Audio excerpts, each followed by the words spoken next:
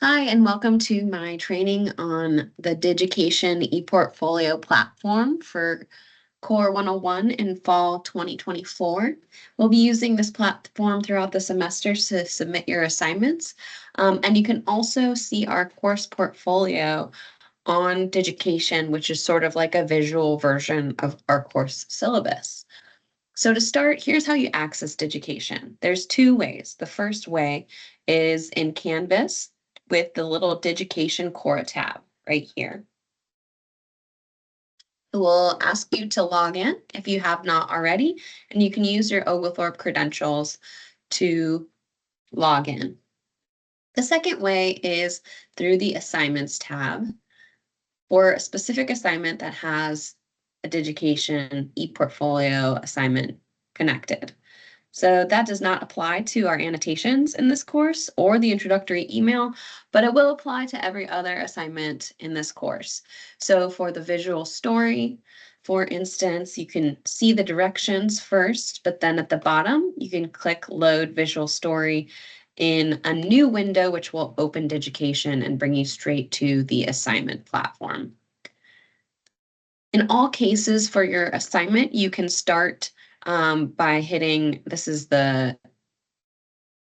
instructor side, so you don't see the same exact thing, but you will have something over here that says start, and you can either start working from this assignment and building the assignment from there, or you can, when you hit start or submit over here, it will also give you the option to submit an ePortfolio that you've already worked on. So if you do want to start working on it separate from the assignment submission that'll offer you right here, you can just go to Digication. In the left-hand corner, there's a little D that will pull up your menu, which you can change your account settings, make sure it's going to the correct email and things like that, get your notifications. Your home will always show your assignments and activities that are due for your courses. People might be people that you have shared things with or other people at Oglethorpe. And then your courses will list the courses that you're in, and if there's any assignments in those, you can click into that course and see those assignments. And then ePortfolios will add all of the ePortfolios that have been shared with you so far, but you can filter it to just my ePortfolios right here by doing that. And if you were in class the other day, you can see the ones I created. You can also see the one that I built for our class, which is right here. So anytime you want to start a new portfolio, you just hit the plus button. You can title it however you want. So it can be example narratives of the self portfolio, and you can change the link right here at any point in time.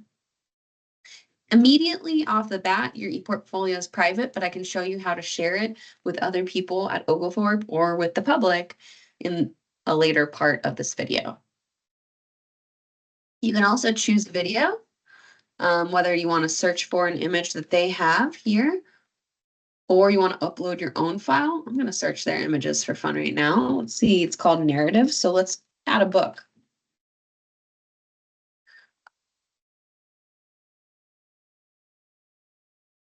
Just being a little slow this morning.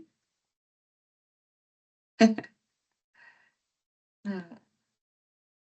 we go. Let's get these old books. I like this. I'll talk a little bit later about image use and attribution as well. But for now, I'm just going to upload it so you can see what it looks like and how you get that thumbnail image for your ePortfolio to change. And then you can just hit create. It'll take about a minute or so. I just got a notification that that happened. All right, so I can hit exit. I can go to my own ePortfolios over here. And then I can filter for mine. I can then hit my example that I just created. Oh, and I forgot to mention that back when I was creating it, I decided to start it from a template. Let me show you one more time. So if I'm creating a portfolio from the start. I can create one from scratch, but I can also create a template. So I'm going to hit cancel. And so I had chosen the student template. Oh no, I hadn't. I had chosen the instructor template, which is interesting. So here you'll see that it changes, the options that gives you are based on the template, and they might not all be applicable to our course. So you can change the menu, but I'll show you that in just a minute. The first and most simple thing is any time you're in a section, in order to start working it, you either click this unlock button here when it's selected, or you can click here and choose this unlock button. Easy to edit when you're in it. If you just start editing text, you can just hit this little button and change the text. My portfolio name here, and you can change that at any point in the semester.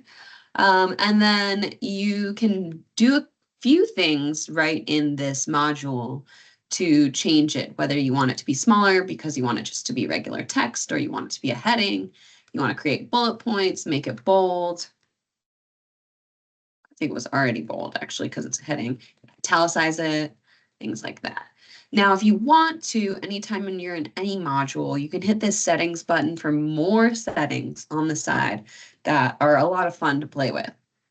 So for instance, I can change the font for this whole module. Ooh, that's cute. I can change the font color here.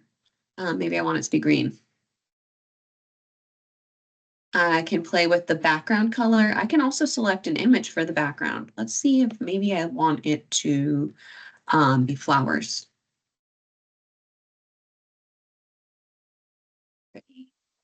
Choose something that repeats. Ooh, I like this one.